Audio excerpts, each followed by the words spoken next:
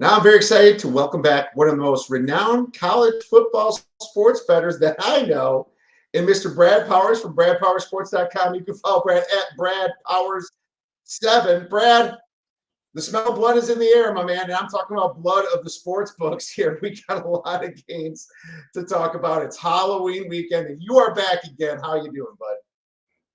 Doing well. I like your consistency. Every year you have me on Halloween week, and I joke it's because I'm probably the scariest looking person that you have on a yearly basis. But I think it's the fourth year we've done this on Halloween. Yeah, I think this is the fourth probably in a row, fourth or fifth, but it's consistent now. I have certain guys for certain things. I try to bring Chris back on for for Christmas, and it's a little bit different for March Madness, but I think it's fun, and we've had some success. So why break up a good thing? And I appreciate your time, of course, and you got that beautiful hat on. Really appreciate that, and we've got a lot to talk about because man, it's just crazy right now in the land of college football. It's fun though. A lot of people that complain about the play. I wasn't someone that complained about the playoffs getting bigger, but it's getting crazy because I think that we have a lot of undefeated teams still. I mean, do you? I didn't look back. I didn't look at the history, but back in week 10, going into week 10 here, have we had this many undefeated teams? What do you think about that? I think it's pretty typical. Well, you know what? Now that I'm thinking of it, there probably is a little bit more than usual. There's certainly a lot more one-loss teams than usual, and a lot of it has to do with these expanded conferences. Just because you're in a conference doesn't mean that you're not necessarily playing your team in the conference. And a lot of these schedules for this particular season have been backloaded tremendously, where nobody's played anybody for the first 4, 5, 6 weeks of the season. And now all of a sudden we're starting to play teams, and we're seeing some teams starting to get exposed that were a little overrated. But yeah, I would say if you combine the 0 loss and the 1 loss teams, it's definitely more than usual. And uh, we'll see what that ends up being. And I'm looking like come playoff time, because you would think with expanded playoffs, they wouldn't have any issues. People not having major gripes, not getting left out, because, I mean, are you kidding me? If you're the 13th best team in the country, how can you gripe? I mean, you probably don't deserve to play for the national title, but this might be a year where maybe that 13th, 14th, 15 teams are going to be, griping that they're not in the playoff. Brad, with my experience with March Madness, even the 65th team likes to gripe when it comes into these situations, my man. It's never going to stop, but it's definitely a lot different now. It's like, dude, you shouldn't have lost those 1 or 2 games. That's how it is. If it was 4, you wouldn't have made it. And you're massive dogs. So, I'm going to back that up as much as I can. I'm just happy that I have a playoff system in college football, especially with the directions it's been going. But that leads me into my next question, being Halloween and all. Give me a scary scenario for the college football playoffs that would scare the pants out of maybe the selection committee or everybody else in some conferences. Well, I mean, you don't have to get too creative. You start looking down these teams' schedule, and I get it. There's going to be some upsets, but even if there are, there's still. I mean, Oregon's going to be, favored in their remaining games. They're very likely to go unbeaten. Georgia, I know they got a tough game at Ole Miss next week, but they're going to be favored in that one. So you got them. Penn State probably loses to Ohio State. We'll probably get to that game, but I wouldn't be stunned if they beat Ohio State, but it's likely they lose. But Miami, look at their schedule, likely to go unbeaten. Clemson, likely to win out. There's your ACC. SMU, probably looking at their schedule. If they go to form, they're going to be 11-1. Then you go to the Big 12. Iowa State and BYU don't play one another. Are they going to be both sitting at 11-1 or 12-0 when they play each other? The Notre Dame very likely to win out. They're going to be 11-1. There's some teams in the SEC that could, certainly Texas, I didn't mention them. They're likely favored in their remaining games. What does that look like? So I guess if there's not too many upsets in the next month, like I mentioned, there's going to be, and this has never been the case, there's going to be some teams that are left out of this playoff that might be sitting here at 11-1-ish. When does that happen? You don't even make a 12-team playoff at 11-1. There's probably going to be some really good SEC teams at 10-2 that get left out, like an Ole Miss, maybe an Alabama, an LSU. Can't imagine even if those teams are sitting at 10-2. Can't imagine all of them teams making it. Does Notre Dame get left out at 11-1 because of a lack of a strength of schedule? And we haven't even talked about the group of 5. There could be a nightmare scenario there where, say, Army wins out, goes unbeaten, beats Notre Dame in the process. Okay, they're likely to be the group of 5 playoff team, or are they? Are they going to jump Boise State, who, if they win out, I mean, their only loss is going to be the number 1 team in the country, Oregon, by 3. So I know I just painted a ton there, but again, if we don't get upsets or more than usual, then yeah, we got to. I don't envy the playoff committee making their decision. Yeah, great points. I mean, it can be very nuts. You never would suspect it with 12 teams out of the 134 or whatever are going to have the 11-1s really be discussed because of snubbing. I mean, I think that's a very scary scenario brought up. I got a few of them myself. Okay. Number one, for the first one is the Big 12 kind of combusts the last few weeks down the stretch, and somehow Colorado is sitting there, and the Big 12 champion might have 2 losses, and then the one they beat has 3 losses. You have Colorado sitting there with 2 losses. You're looking at prime time as a coach. You're looking at possibly the Heisman winner. That's some pretty good ratings and some good money, coming in for a playoff. I think that's a I like it. scenario. It's a TV show. So, I mean, I'm telling you, if I'm on the committee and I'm thinking dollars, Colorado's probably in. Absolutely. I think the networks influence things more than people know. So that's a scary scenario for me to think about. And then the next one is the SMU goes the rest of the way undefeated. They're going to be complaining. They're going to say Indiana's got 1 loss to Ohio State, yet they didn't beat anybody. SMU is going to have that same type of argument there with 1 loss. And it's, that's tough, and it was an early loss into it could be to the Big 12 champion in BYU. So that's a scary scenario. And I guess I can flip it if Pitt happens to win, and we'll discuss that game.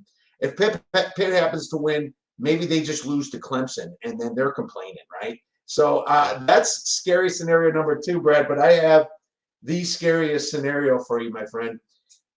It's Boise State finishes the rest of the season not losing, while Army goes undefeated, and the playoff selection is on December 8th. They have to put them in, and then they lose to Navy in the Army-Navy game afterwards. Oh, my God. How much chaos would that be, Brad? That is the nightmare scariest scenario, no question. Definitely possible that can happen. Although, I don't think Army's beating Notre Dame. I don't think so either, but we're going to be talking a little tease later. We're going to be talking Army here in a little bit when you ask me one of these questions, and it's not going to portray Army too well. So, yeah, but that would be. I mean, they lose. That's crazy that we're thinking about this. The first year of the playoff, the Army-Navy game being unbelievably important. And they could be playing each other back-to-back weeks. How would that be? I know, and I don't think the committee can put both Boise and Army in. It's crazy, right? But you almost have to, though, right? I mean, especially if they're unbeaten. Well, then you're snubbing you're snubbing a 2 or 3 loss of Alabama or Ohio State. That could happen, or a Penn State. It's a massive team you're going to be snubbing to put both of those in. And this is the most chaotic situation that I can think of. And, Army, their schedule hasn't been good, but just that 1 Notre Dame win would boost them in. Of course, this is the scary scenario. It's not the probable scenario, but man, the fact that they played the Army-Navy game on the following week after the playoffs are selected is just hilarious to me. I would wonder if they would delay it for that, And how could you? Because they need time to prepare for these games, Brad. I don't think they can. I mean, you got travel plans. Obviously, you're dealing with more games than usual with the 12-team playoff. You're dealing with home sites. The home teams are going to want to know where they're playing. So, yeah, I don't think you can delay it. That's why they're probably big Notre Dame fans coming up there in that Army game.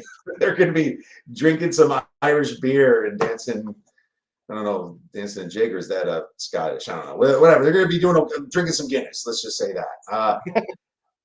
Let's move on to buy low, sell high, and you kind of hinted here a little bit. Buy low. I'm gonna say I'm gonna go with buy low. I'm gonna go with NC State. So I've seen kind of something in them recently a little bit. My efficiency numbers kind of like them. I like them coming off a bye here. I might be using them as my survivor play this week. They had a great effort against Cal, and CJ Bailey he's slinging the ball. I think they could be a little bit sneaky now that they've improved. I see improvement with them, Brad. That's a good selection. I bet them this week. I like them quite a bit this week. I like the spot. They're off a bye. They're taking on a Stanford team, playing a 7 straight week, 4 straight cross country. Stanford's lost, 5 in a row, or 6 in a row. I love NC State this week. I found it peculiar that line ticked up today, sneaky from 9.5 to 10, but I'm okay even laying 10 there. So you're right, Bailey. I like Bailey. I watched him in the Army All-American game last year. Underrated prospect, 4-star kid, one of the higher rated ones that NC State's ever signed, at least at a quarterback position. But dare I say, he's been, obviously Grayson McCall had a ton of experience, but he can never stay healthy. Dare I say that Bailey, by the end of this season, be better than McCall, at least throwing the football. I don't know. I've seen back-to-back 300-yard games. So, man, that's a good selection. Oh, thank you. And I honestly think McCall's just too injured. He's taken a beating too much in his career, and one of those situations where what a wonderful group of 5 quarterback, but I don't see a lot of future with him. What about you? What about a buy low team? I'm going to give you 2. And I'm going to they're going to be name brands that you're like, oh, come on. But I don't think they're getting talked about enough. One being Clemson. I think the whole country forgot about them when they got beat up by Georgia in the opener. Don't look now, but they won every game since. I like the spot for that. Speaking of spots, I like the spot for them this week off a bye.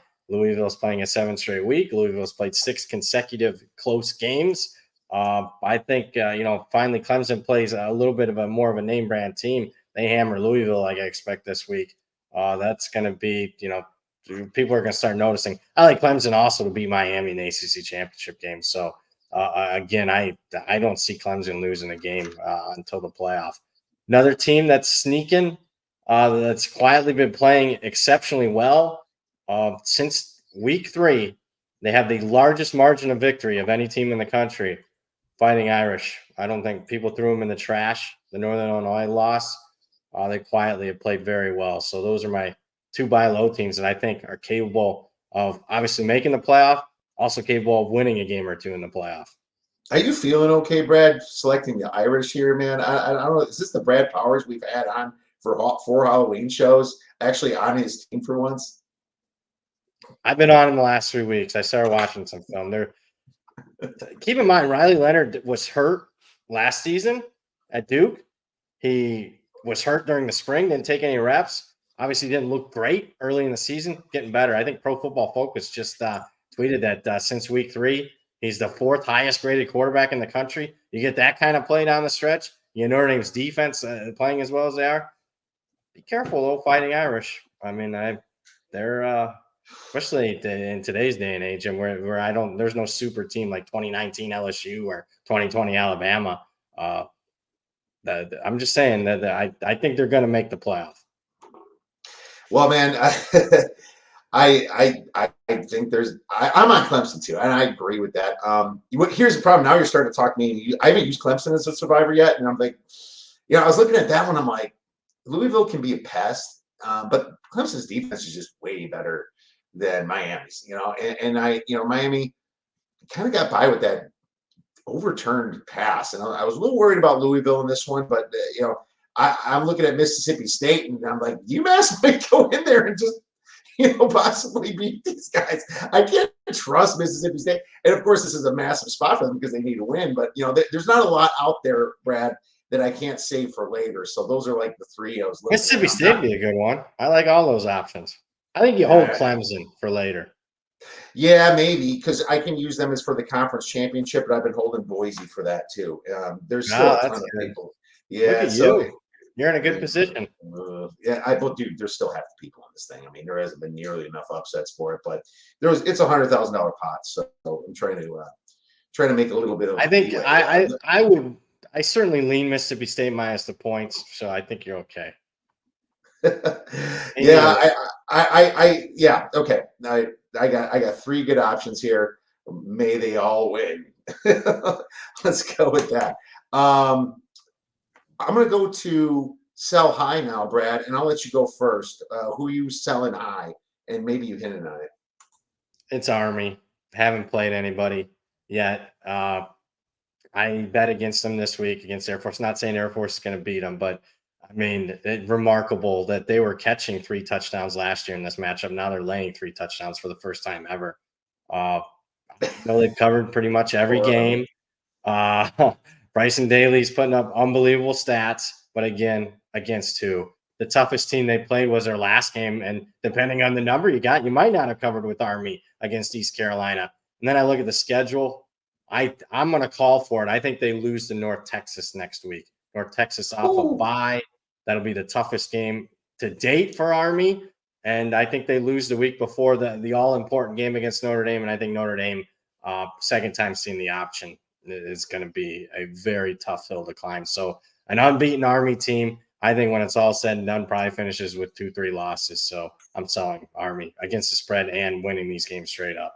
Brad, you're losing. You're ruining my terrible scenario for the committee. You're ruining it, my man. Boo. I'm sorry. Boo. No, it's all right.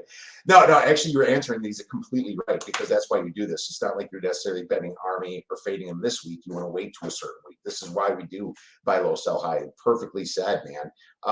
Sniper West, I like Sailor. Are you betting Navy this week? I don't know, man. Could this be a tell for Navy? I guess we're going to have to find out when we get to that. I'm going to go with TCU to sell high. I saw him lose to Houston. And actually, Houston, I was on him last week against Utah. I couldn't believe the line went away from me from 4 to 5. I was really shocked because Utah was absolutely putrid against TCU. But I don't think TCU is that good. And I'm watching the Baylor line. I'm frustrated with Baylor because I lost games on them earlier this year that I shouldn't have. I think Baylor's a better team, but I'm frustrated with that. So there's a spot I want to fade TCU. I'm not sure if it's this week. But, Brad, I think that they're actually pretty fraudulent. Agree. I can tell you this. If you time the market right, Baylor's going to get some money this week. Just saying, from the guys I talked to. I don't think that closes 3. I think it closes north of 3, but what they're looking for is somebody to get cute and take TCU, and then they'll come out over the top. But I'm just telling you, that line's not closing 3. It's closing above 3. All right, man. I'm on it, too. Step on a duck, Josh. Both these guys are awesome. It's a wonderful show. Thank you. And excited to hear your thoughts on the Navy bounce back. We'll get to that. And he likes NC State too. So we're both, all 3 of us are at NC State. Yeah, I like NC State. Me too, man. I think it's a perfect spot for them to actually get it going. Dave Duran. And I was on Killer Sports Database, and they're like 65% or something. After a bye week, Dave Doran is 63.6%, so pretty good after a bye week. So I was looking up that stat before the show to talk about that. So let's talk some games then, man. And we can't ignore Halloween week, and we got a question from Walker as well. Well, let's get to Walker's question real quick, actually. The only other question I have, because he wants us to break down a game too, is a team like Georgia or Texas trying to avoid the SEC conference game to get an extra bye and a home playoff game, especially because the A&M and LSU scenario. So I think I understand that, right? He wants to know if it's better to avoid the situation. It's a really good question. And I've talked about this a little bit. I think the sneaky, this is going to be, as far as your portfolio when the playoffs get announced, I think a team to add would be that 5 seed. I think is the sneaky seed you want because you get a home playoff game. You're likely playing the group of 5 champ. And then you win that game. You're playing the lowest rated conference champ, likely to be like a Big 12 team with multiple losses. You'll probably be favored in that game. So obviously you got to play the 1 seed then in the semifinals. But by the time you get to semifinals, everybody's good. So I do think getting a home playoff game is very advantageous. Getting a bye, not playing the SEC championship game, I think could be advantageous. And I think there's a sweet spot there for some teams. That is interesting how it is set up, how the 5 really sticks out. What a great question. Thank you, Walker. Amazing question. I think that makes a lot of sense. 5 seed looking pretty sweet. All right, let's get some games then. Let's talk Halloween night. I mean, Tulane versus Charlotte. Charlotte plus 16, I think, total 55. I think this went down a little bit, though, Brad. I did write this at the end of the morning, and I think it might have switched right after that. I'm seeing, got 14 and a half? It went down again. A little bit of Charlotte money. Charlotte money's coming in 55 and a half. Do you agree with that money? No, not that I bet Tulane. I can't get there. I mean, my power ratings are closer to 16 than they were 14 and a half. So I would lean Tulane, even though it's a short week. I know they played a bunch of plays defensively last week in their game against North Texas. But where I have made a bet and what I'd prefer is actually the over. I think Charlotte, obviously, I think people forget they were really banged up at the start of the year, particularly on offense. Been, mixing and matching their quarterbacks in and out of the lineup, several different quarterbacks. Starting to see some signs against East Carolina, move the football against Memphis. And again, Tulane's defense might be a little tuckered out, traveling back-to-back weeks and facing a bunch of plays last week. So over 55 and a half for me. Okay, over. There you go. I wasn't thinking that. My number was 13 and a half, but I didn't get to it just because I just kind of looked at every facet of the game, and I just felt like Tulane's kind of better everywhere, and I just it was just a situation where I don't know if Charlotte can be consistent enough, and they can certainly turn the ball over if they're flustered. I will say Charlotte has stepped up big in a lot of first halves. I'm like wondering, maybe do I look at the first half for Charlotte here at home here and split that baby right in half and maybe get over 7 and a half, 8 points, something like that. That's not a bad look at all if you're dying to play some college football on while you're trick-or-treating or while your kids are trick-or-treating. What you do is put your phone on the stroller. I already got this down from years of experience. Put it on the stroller, just gonna push it around like that. Be like, and if they're too old to get in the stroller, just tell them to give them a ride, man. That's the way to do it. So little word from the wise here, or the 3 kids and a lot of experience. Well, yeah, I think I'm gonna look at the half here. I'm not giving up on this game yet. It could be a play or a personal play if I decide here. Let's move on to a game coming up on Saturday then. And at the end of the day, we'll get to some of these questions and a couple of these requests. But Georgia, Florida, I wrote 16 and a half and a total of 52, Brad.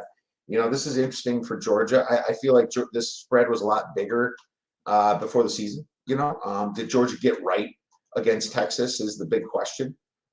This is the greatest cocktail party, or the biggest cocktail party in the world, they call it, played in Jacksonville. Total, like I said, 52.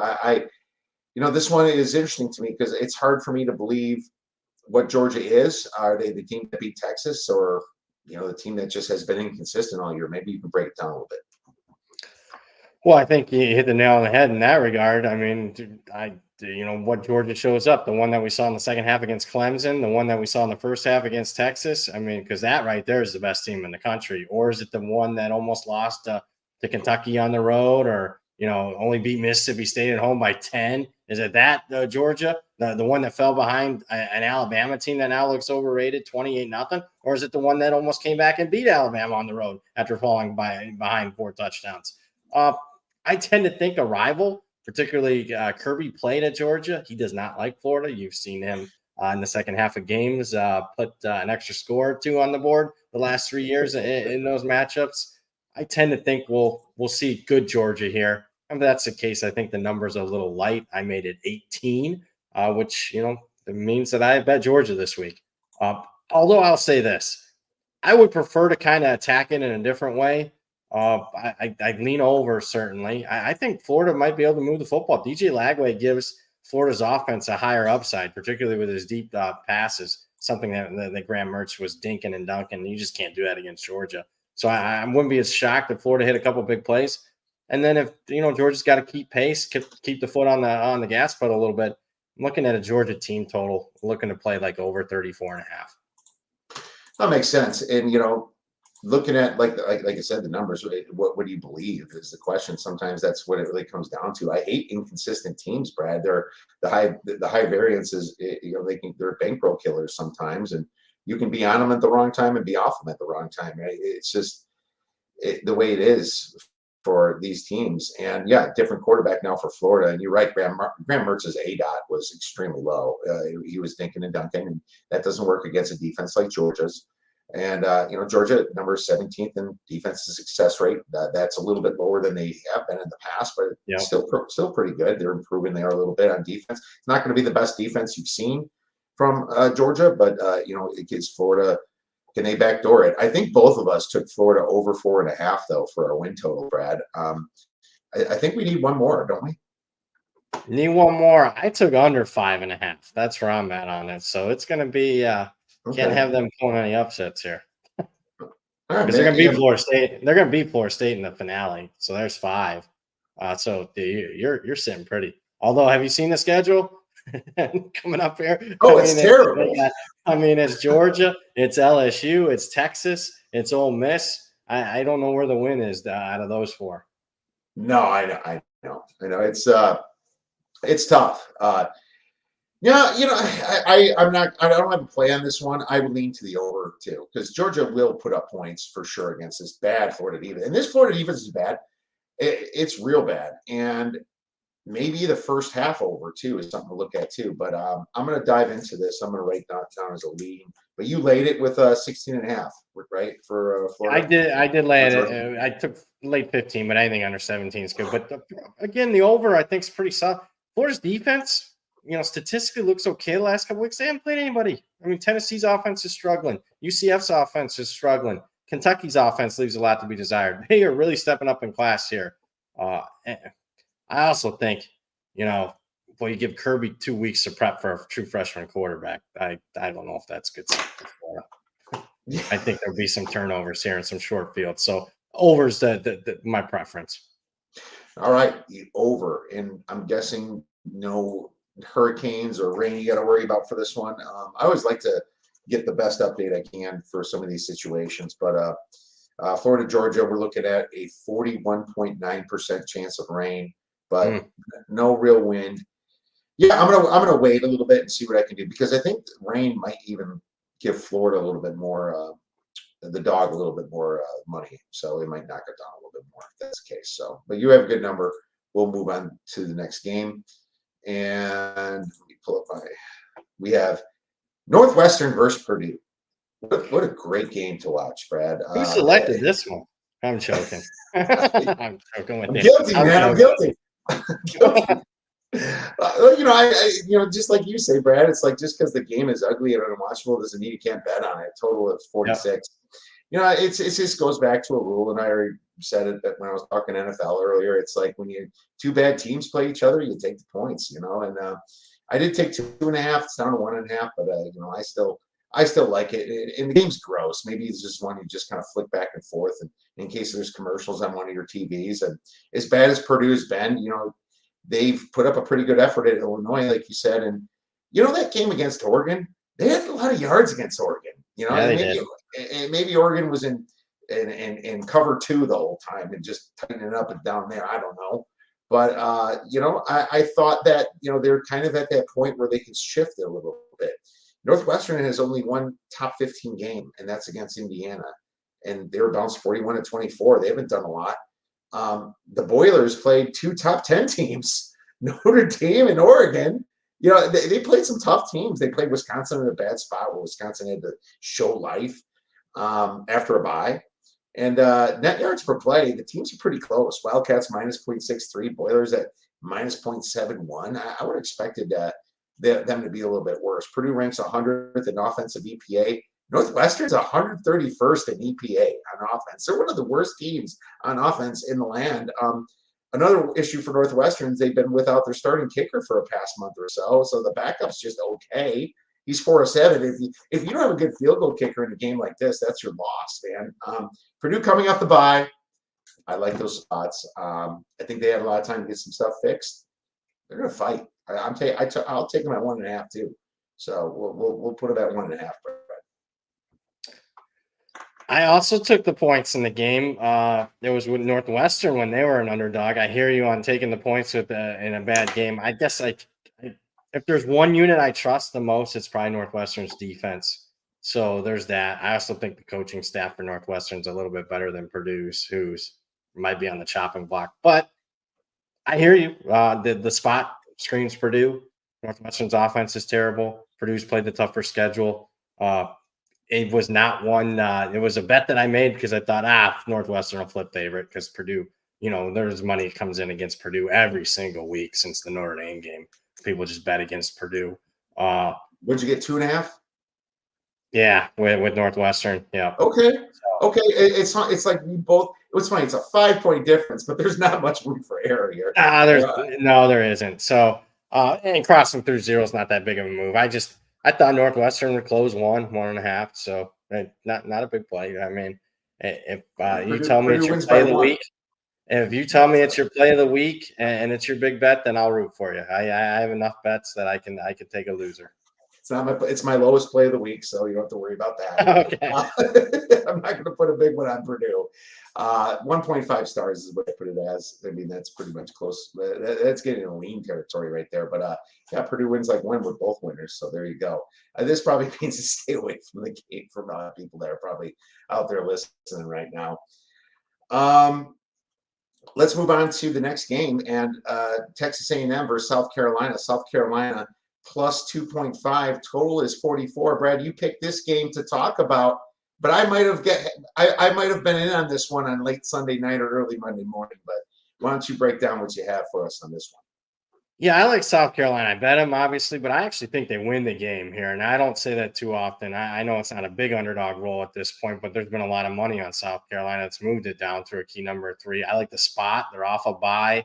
I think another thing at this point in the season, we see that Florida Georgia game. Yeah, that's they're really wanting to move the games to campuses. I know there's getting proponents on that.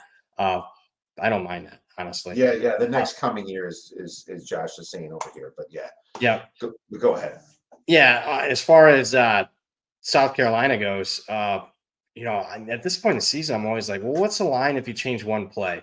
And they got 2 different games where you change one play in the game, they win them. What's this line? They're probably favored. That's the LSU and Alabama games. 2 games South Carolina could have easily won. There was multiple plays in both of those games that if it went South Carolina's way, they win the game against LSU and Alabama. So I think they're a little underrated. I certainly think their defensive line is one of the absolute best in all of college football.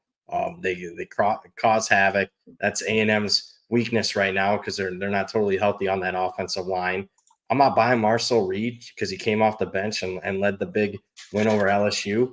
They benched Marcel Reed to go back to Wegman after a few games because the offense kept getting worse with that every week. And speaking of some misleading games, they've been outgained in 3 of their last 4 games, A&M. So, yeah, the LSU scoreboard looks good, but the reality is they were outgained in that one. LSU, 3 turnovers, 3 missed field goals. So, add all that together, I like South Carolina outright. I will say this. It's not all sunshine and rainbows with South Carolina. The Sellers needs to take care of the football. And I need that offensive line for South Carolina not to get dominated by that really good A&M front. Yeah, that's my biggest worry is A&M's defensive front here. That's number 4 in defensive line yards. And, offensive line yards, you're looking at 83rd for South Carolina at the advanced stats here. That's some of the stuff I've written down here. I took South Carolina plus 4. It was one of my biggest play of the week. Took that on Sunday night or Monday morning. I can't remember what it was, but it is down to 2.5, but I still lean South Carolina. Actually, no, I take South Carolina at 2.5, So I agree with you, Brad. I'll put this down for you at plus 2.5. Now, here's the thing. I don't know why you go back to Wegman either, because he's not the future, and he is not a good quarterback at all. I thought that before the Notre Dame game, and that's why I bet Notre Dame when everyone's whining about their offensive line being hurt. I was like, I still like Notre Dame, and that worked out for me. But it's just it's one of those situations like the Flacco effect. Once you put Marcel Reed in the game, he starts running the ball, and all of a sudden they're getting yards. He's like that guy to put in the game. So I will say, if they start Wegman and I got a nice lead and they put Marcel Reed in, I might buy back a little bit just on that effect. But I think they're starting Wegman, right? And that, I think that's even bodes a little bit. They haven't decided yet. I wouldn't. Yeah. It's over. Yeah, I wouldn't either. I absolutely would not do that, but they might. So I don't know. But either way, I like the value at +2.5 still. South Carolina, like you said, is a much better team than we thought. Beamer's doing great out there. It is a situation where you look at, like you said, and I like some of the people that put out, what if the one-score games were flipped? South Carolina was just a couple of dumb plays away. And when it comes to that, and you have a decent coach, that gets fixed through the season. Kind of the same reason I like NC State in a way. It's like, I think South Carolina gets the big W here in a tough SEC. Plus, you're getting 2.5 points at home. Low total of 44 really makes those points even worth more, in my opinion.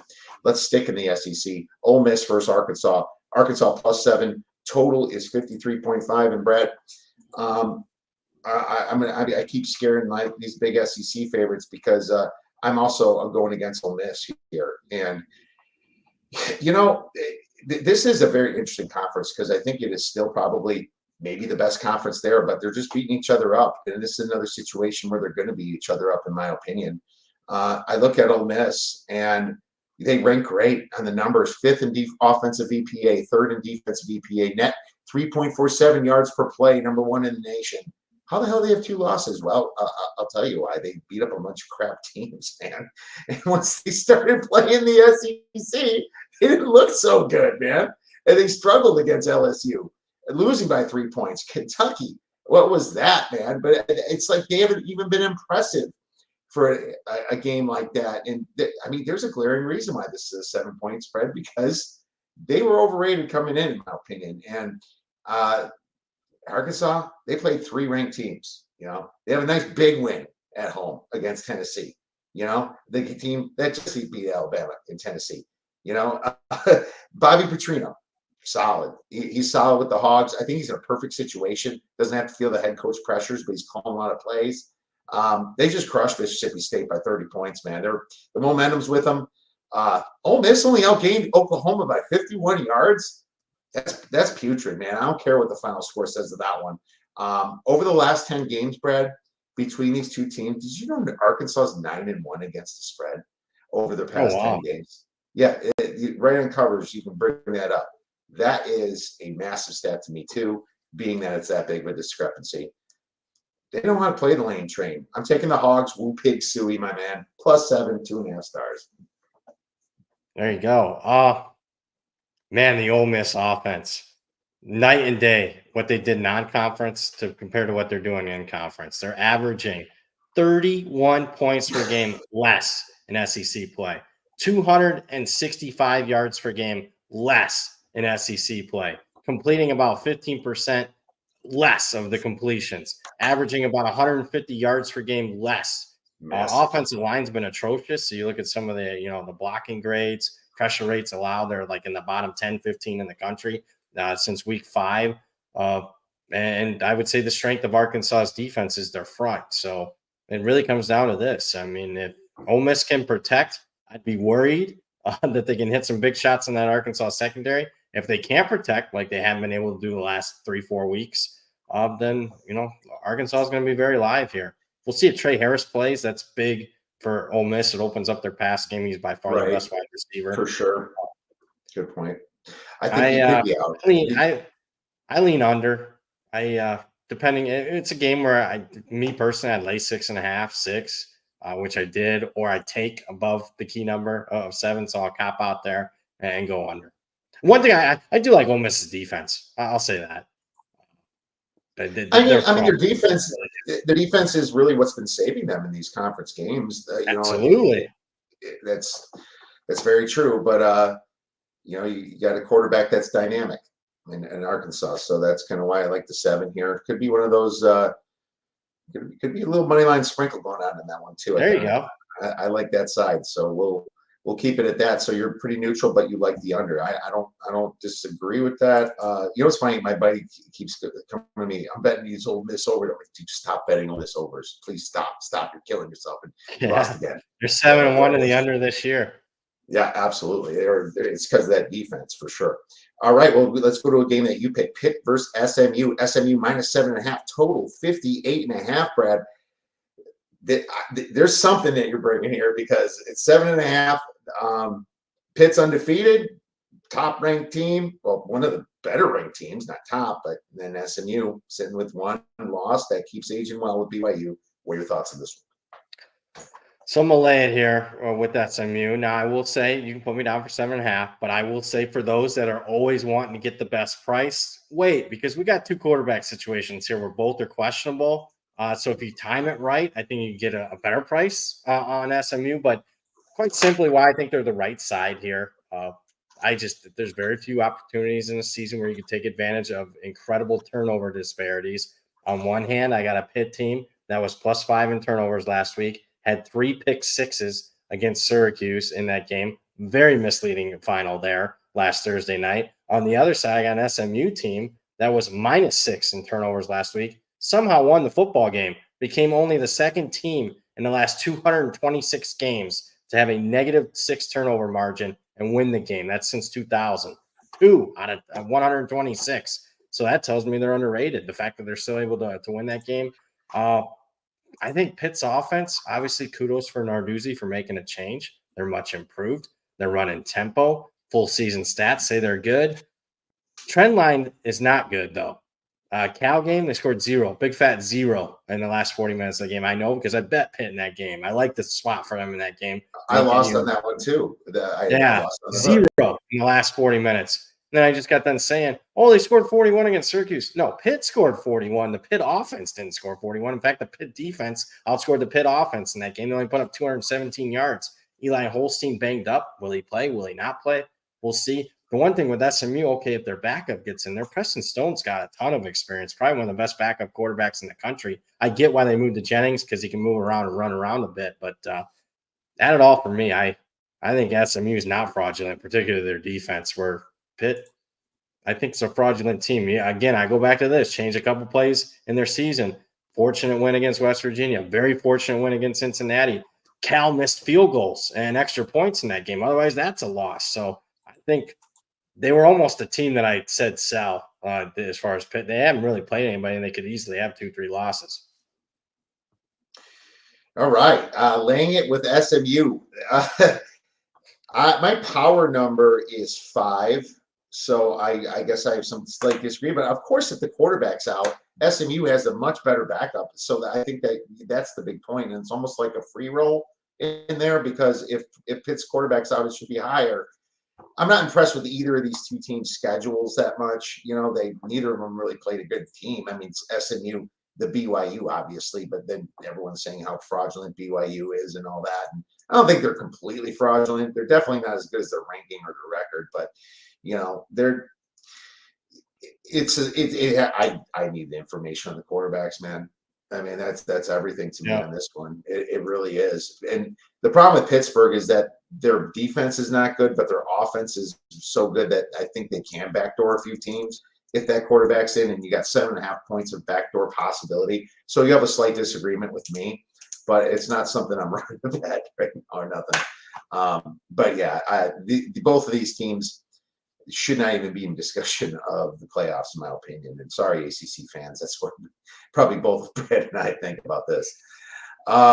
Let's move on to the next one. And are we to the big baby yet? Are we? Yes, we are. Ohio State versus Penn State. Penn State plus 3.5. Let's say I see some hard threes out there, but plus 3.5 total 45.5. Brad, this is the biggest game of the week. It always is. I feel like this does fall on the Halloween weekend. I feel like we've talked about this before. The way I'm approaching this one is I used to take Penn State always in the first half and then make a second half play during the game on Ohio State, and that was before live betting. I just play Ohio State second half, but then I just do it live. Whatever, it's the same thing. As a matter of fact, the last second half lines are going away because of live betting. But I don't know what I'm going to get out of Penn State. They destroyed my Badgers last week. A lot of due to incompetent coaching, and I ranted about that for a long time about how you have the momentum and then you throw the ball over the middle deep in your territory. That was absolutely Oh, it's awful. Punt. boneheaded We'll setup. play defense. Dude, it's like punt it. You have the momentum, and if you're gonna You missed that old Badgers offense running the football a little bit. It was so predictable. They were running the first 2 plays and throwing it over the middle. It's like it was so predictable. Everything was going to happen by how stupid Phil Longo was there. But I ranted about him enough, and unfortunately, I'm a Bears fan too. So you can imagine how my weekend. Oh no! You can imagine how my weekend last weekend. I'm taking the under the first half, and I took it under 23.5, Brad. I'm just going to say this. Penn State, yeah, they did get momentum, and the Badger defense crumbled. And it was all Andy Kotelnicki and just him being a better offensive coordinator. But at the same time, there's a lot of questions. So, I mean, are you really going to like Drew Allard just not always taking the first team reps all week and then just kind of walking in? He'll still be hurt. If he starts this game, he's not going to be perfect. Or do you think, you're going to put your money on Bo Pribula? I don't even know how to say his name properly. And I guess I've heard that he's going to be the future of Penn State, but against Ohio State, not a great spot for him. I think this is a game that Penn State wants to play defense in their territory, kind of stuff Ohio State, in Ohio State territory, I should say, right?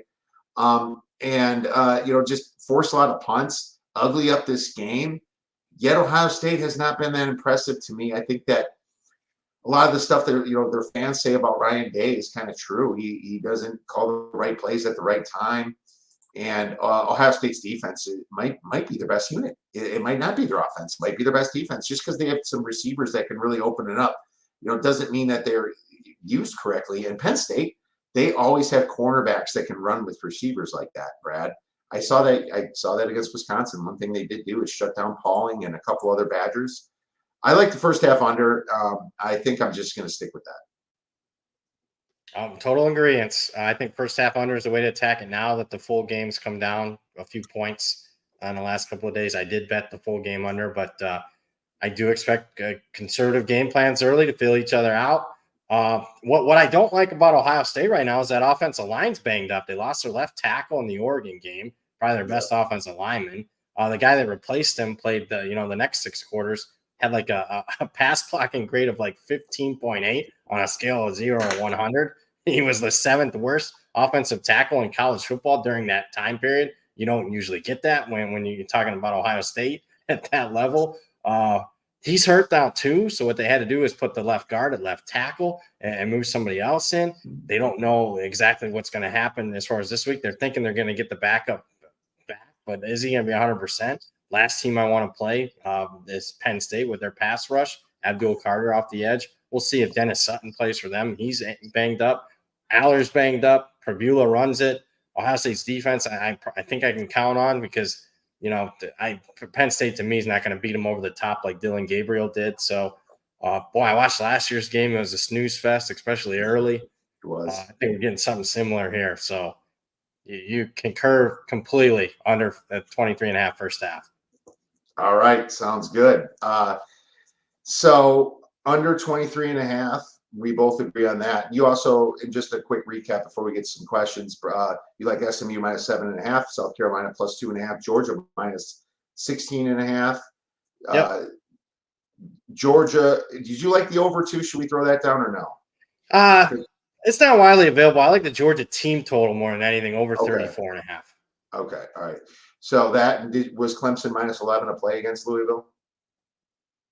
Nah, more of a lean. I'm waiting for it. I don't want to get that out there too much. I'm hoping to lay 10. I'm greedy.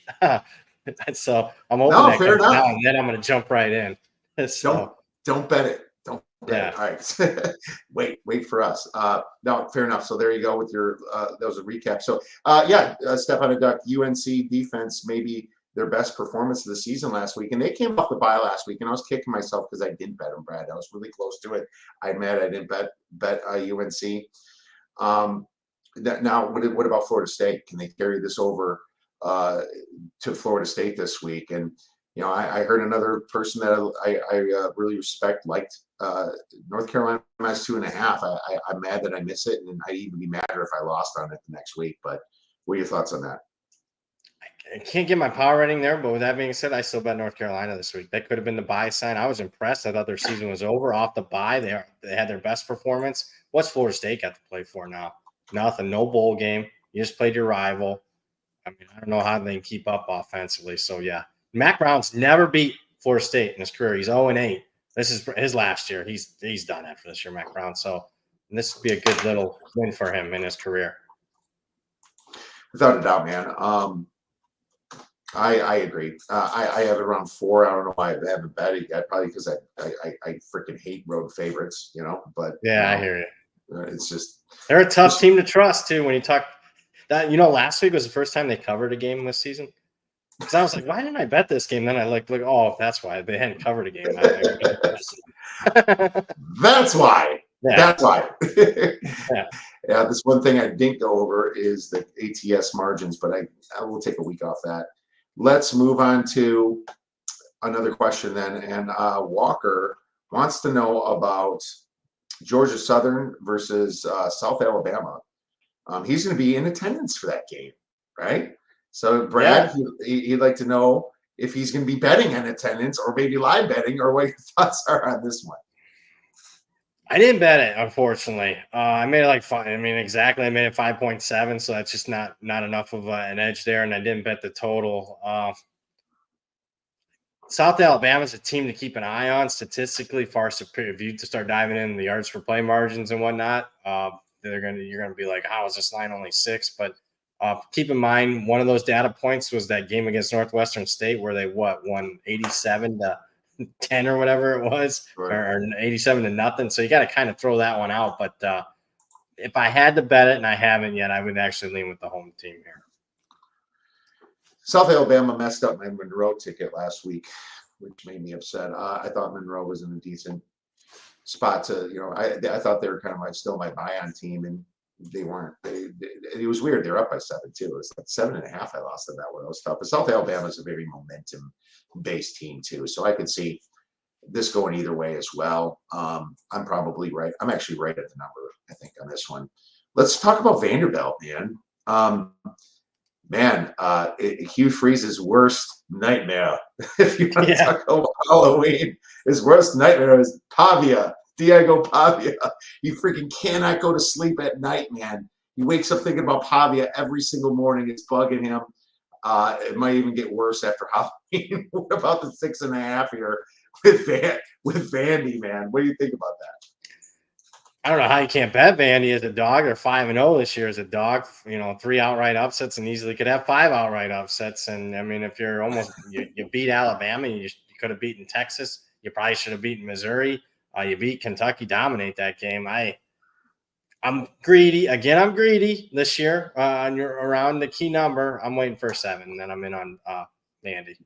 Well, if you were in a different state, Auburn is 7 at minus 105, and Vanderbilt's plus minus 115 at the old DK. So that's an opportunity for you to make a little drive. I'm surprised this keeps going this way. People just want to fade Vandy. God, this is a bipart. It's a buy. Auburn is just erratic sometimes. They can put up some yards, but they're pretty erratic. And you think about Vandy, though, and how they played Ball State and Georgia State. I was on Ball State that day. I needed Ball State to win to help me in Survivor that week, but they didn't. But it was certainly close, man. That was close in the second half. And looks like Josh likes Oklahoma minus 34.5, Manus a week in the trenches. Said surrendered 550,000 yards. Interesting. 575 yards in games this year, as we say. I wouldn't be surprised if they needed a slump buster. Wake up next to Maine in bed, Oklahoma sitting there, score 50. Yeah, sure. I mean, even Oklahoma should be able to beat somebody like that. I don't disagree. That's a under the radar game, right? That's a pretty under the radar game, Brad. Yeah, I haven't bet it yet. I think it's available up at DK, not available here in Vegas. So I try to keep quiet on some of them, but I think he's on the right side. I can put it that way. Well, You don't Oklahoma is talk too much because, if I talk on a game like, oh, yeah, that's a great bet. And then all of a sudden, by the time I get around that bet, it's moved 3, 4, 5, 6 points on an FBS versus FCS game. the conflict of Brad Powers Yeah. deciding between being dishonest and helping his bankroll or being honest and ruining his bankroll. Yeah. They should make a reality show on that, buddy. Yeah, I mean, the total's 46. I mean, they scored 50. Well, here you go. Now, Oklahoma's defense should shut them out. I like that. Thank you, Josh, for bringing that up. And that's one I'll write down as well. What about, it's funny. I was talking a little bit about this one. Disgusting game, Brad. Mississippi State hosting UMass. Believe it or not, I have UMass better than that in my power ratings that they have been in the past, but it's not that much better. And then if you look at the average power rating of Mississippi State, it's still below average. I mean, is this a safe survivor play for me? I don't know, but it sounds like you might lay the points. Yeah, I made it 20. Power ranking's close, but then that's the start of a handicap. I think there is motivation for margin for Mississippi State off 7 straight losses. I watched them in their one time. The Toledo game was awful, but the one time they were laying a big number, they crushed Eastern Kentucky right back in week 1. Besides last week, I mean, I thought there were some buy signs from Mississippi State, and then they played Arkansas and got crushed. But I like their young true freshman quarterback. I like the receivers. UMass's first go around against the SEC wasn't good earlier this year against Missouri. I know Missouri's better than Mississippi State, but how much better are they? I don't think this Missouri team's that good. And obviously that was a bad spot for Missouri. They went up to Amherst and won by 42. So I think this is a 20-21 point win for Mississippi State. There you go. 21 points for Mississippi State. Makes sense. Indiana, Michigan State. Michigan State a home dog, a plus 7.5 total, 51.5. Curtis Rourke should be good for this one, shouldn't he? That's the word. I'm waiting for him to officially get announced in, and then I'm betting Michigan State at a bigger number. I don't think he's going to be healthy. It's a thumb, on the throwing hand. I think that obviously affects your ability to grip. Maybe it's Michigan State first half because I love the game scripts for Jonathan Smith. You watch these first half of games, he has it set up for his offense to be successful, including last week. Now, Michigan State going out and executing is a different thing. They're missing field goals, turning over in the red zone. But I think Michigan State's the side here. I think Indiana's starting to get to that point where they're starting to be a little overrated in the market. True that. But Michigan last week had somehow 0 penalties. If you look at the box score, that was magical. Well, that's interesting. In a rivalry game, 0 penalties? Yeah, 0 penalties. Yeah, interesting. I think Michigan State should have covered last week. They missed their great field goal kicker, missed a field goal right away. They should have been up like 10-0 or 14-0 out of the gate, but they blew that first scoring opportunity in the 1 yard line on the first drive of the game. Totally. And then they threw it in, got stopped on downs late. Then the stupid Aiden Childs right before the half. There's 15 seconds left. He gets strip sacked, fumbled. Michigan kicks a field goal right before the end of the half. Michigan State, forget covering. They could have won that game. I know they should have won that game, really. It was a spot where I looked at it, I didn't bet it, and I could have got a way better number than it came all the way down. I was because you're getting the top of the market on Michigan State and the bottom of the market on Michigan, and that came true, but I don't think it should have became true. It was one of those thought situations. We already talked about North Carolina. We kind of like them. UCLA, Nebraska. Nebraska minus 6.5, total 39.5. Brad, I looked at this. It looks like a pretty rainy day out in Nebraska there. UCLA coming off the bye, and I think that the rain and the coming off the bye kind of sent this to 6.5. I think the look ahead was 7.5 or 7. And then, it's now 6.5, and it makes me interested in Nebraska a little bit just because I think they should be able to run all over UCLA, especially with the rain. But it's also a spot after the bye. I think Nebraska's in a good spot because they played those 2 tough teams, and Indiana got embarrassed, and they really hung with Ohio State last week. What are your thoughts on this one? Run a key number. I think it's everything. I'm part of the UCLA money, but it was above a touchdown. I couldn't bet it now. So I'm not going to say, you can't bet Nebraska at 6.5. I understand. UCLA, played tough. Sacraments got him with the toughest strength of schedule in the country. I saw They that. covered a lot of those games. The offense finally showed something against Rutgers in their last game off a bye. I don't mind them. I'm worried, like Nebraska, how much they gave it all last week, and that was impressive. You could say that was their most impressive game in the 2 years under Matt Rule. Can you do it again? So many of these teams. Where's the consistency? I watch you get absolutely. I mean, that was the worst performance of the Matt Rule era the week before. Then your best. What is it? I don't know. I don't know either, but Virginia Tech Syracuse total is 53.5. I was kind of looking towards the over in this one.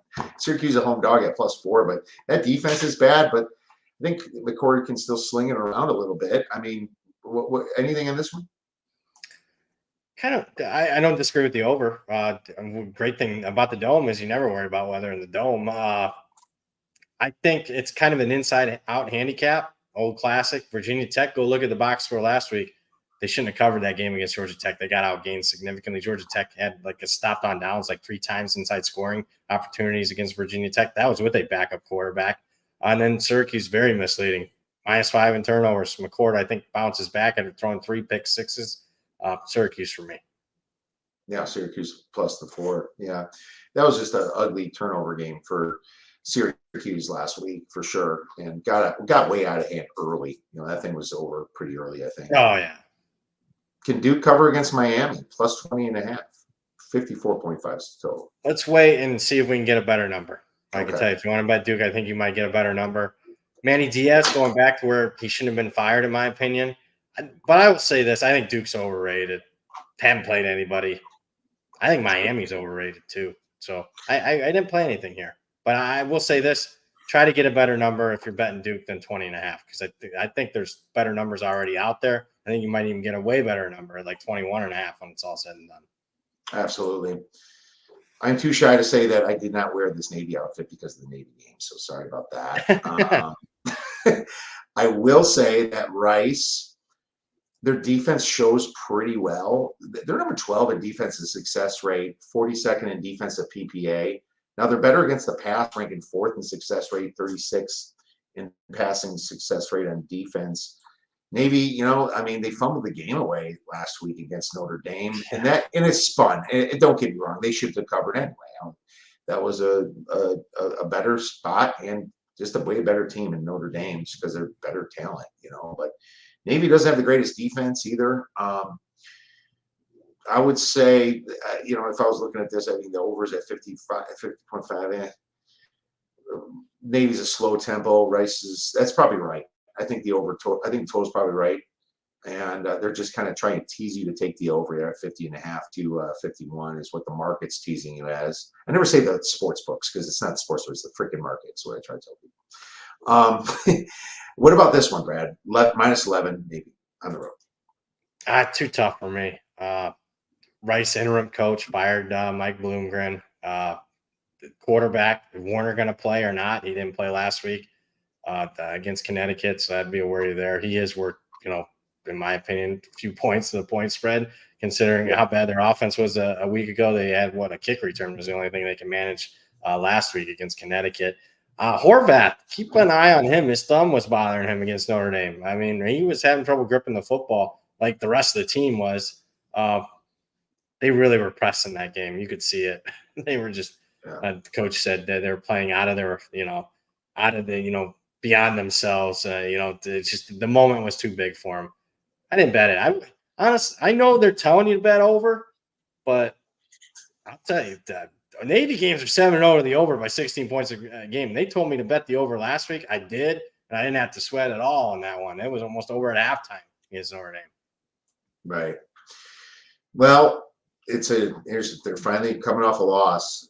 And we talked quick TCU Baylor. You better be quick to the gun if you see a 2.5 pop. I might just play the money line on Baylor anyway. It's just one of those. It's hard to trust Baylor's Baylor. The right side this week. All right. Don't hurt Brad's bankroll now. Wisconsin, Iowa -3, total 40.5. I think this is perfect. I think the spread's perfect. I think the number's perfect. I think it's total perfect. I see a lot of problems with my Badgers still. When they step up in competition, they seem to get beat. Iowa's a tough place to play. I think it's a good number. Yet Wisconsin has upside. It doesn't show all the time. Brad? Lean Iowa. I think Sullivan's an upgrade over McNamara because he can run around. McNamara wasn't throwing it that well. I know Sullivan can't throw, but I think that's a sneaky upgrade. Kinnick at night, very tough. What am I getting from Wisconsin? It might have been fool's gold against 3 bad teams there. I didn't like how they finished last week. I didn't like that. It was a terrible coaching way to finish. And yeah, Braden that was an Locke, opportunity right there. That you're in the second year. That is an opportunity that was right there on your plate. Let's, a program changing type of win. They said, nope, we don't want it. We don't want it. You can take it back, Penn State. It was certainly wasn't Locktober for Braden Locke in that game, and Locke to lose maybe. He faltered at the end. They did drive down a couple times, through some picks. Just he's still very green, and he should be. He's been in the program a few years. It's time to. I don't like Van Dyke. I mean, he's a future Wisconsin. I think they need to move on from both of them, and maybe Phil Longo. Phil Longo's driving me nuts a little bit too. He's bringing Fickle down right with him too. USC Washington plus 2.5, total 55.5. The plus 2.5 is really tempting me, Brad. It's like telling me that Washington's the right side. Although my power ratings actually have USC, I think by about 3. You see it. They're battling the market. Anytime it goes to 3, it's happened multiple times this week already. It's been bought up immediately by Washington. That would be my preference. I'd wait for a 3 to take the Huskies. I don't trust either team, though. Washington statistically looks great, but they don't do the little things. It's stupid turnovers, stupid penalties. They got an idiotic field goal kicker that can't make anything, even though he made everything last year. I lean Washington, but if I could trust them more, it'd be best bet material at plus 3. That's right. I agree. I need to trust them a little bit more. But they're a buy-on team for me still. You know what won the game for Indiana was their defense last week. I watched a lot of that game, being the best. So I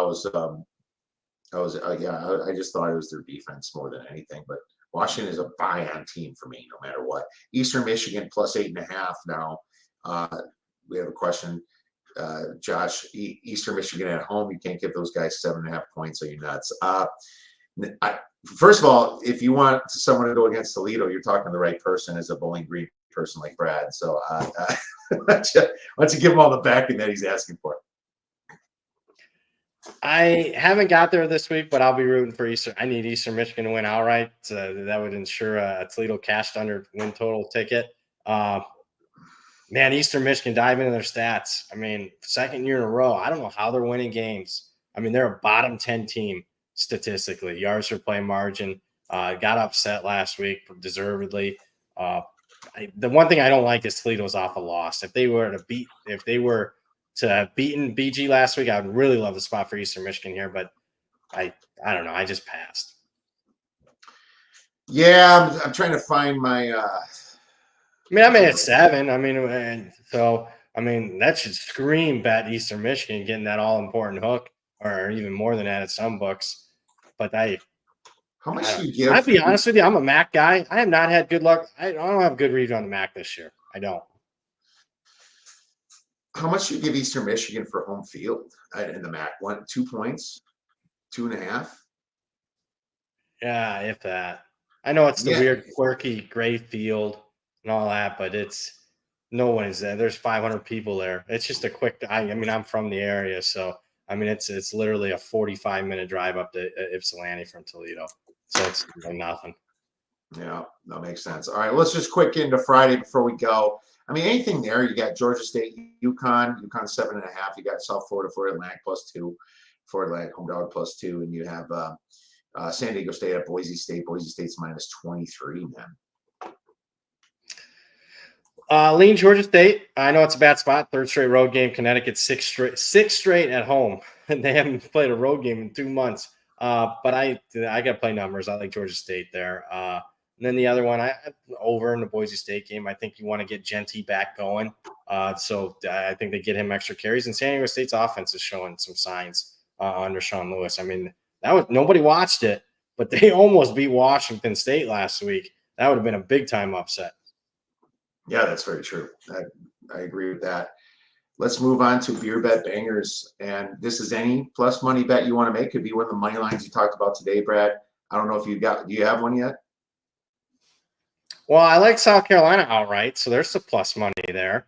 That'd probably be my favorite one of the week. Not a big one. I know everyone wants to bet a little to win a lot, but that's why it's beer bet bangers, not half unit bangers. Yeah, there. Give me a second. I'll get one. I do not. Okay, I'll go. I'm gonna go with something I need to happen anyway. I need Duke to upset Miami. Look, man. Last year I watched Cam Ward and he was awesome and he's on a much better team now. But there's that mid-season lull where he kind of you gotta try. I mean, you think about Miami, they should have lost to Virginia Tech. They should have lost to Cal. This defense is not good. And if you can give Duke one thing, that freaking 2-point, they went for 2 at the end of that game last week, Brad. I was watching it outside, my buddy. And they didn't get it. But you know what? I think that SMU game, I think that gave them a lot of confidence, man. And you know what? It's a beer bet. You're getting plus 800, plus 900 in some books. I know we discussed we want to wait for a better number on Duke, but you're not getting it for a reason. I'm going to go with Duke. See if they can pull me an upset this week. I'll take Michigan State outright over Indiana. Not huge, but plus 250. And I think a lot of people would be surprised if that happened. I like Michigan State. Well, I don't want to hear that, Brad, but I understand. I need them to go far, but we'll see what happens with Indiana. But it's kind of like the problem with Indiana. They got to play the Buckeyes, and here's the thing: it's a TV show. 11-1 Indiana slam dunk to get in. Probably not. Yeah, that sucks. That does, yeah. That would not be a slam dunk the way the season's going to. No. You know, so one of those where I'll be thinking about hedging opportunities coming up here.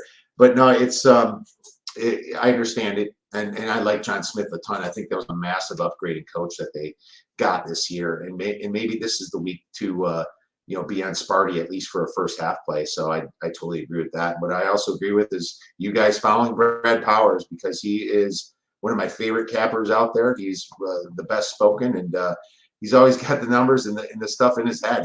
Brad does not have to prepare for these things. He's the most ready person because he knows college football. Brad, where could our listeners and viewers get your great information in place? Yeah, you can follow me on Twitter X, BradPower7. If you like what you see, head on over to the website, BradPowerSports.com. All right, Brad. Hey, best of luck in your plays this weekend, man. I'm sure that the books will have a very scary experience. Take care. Thanks for having me.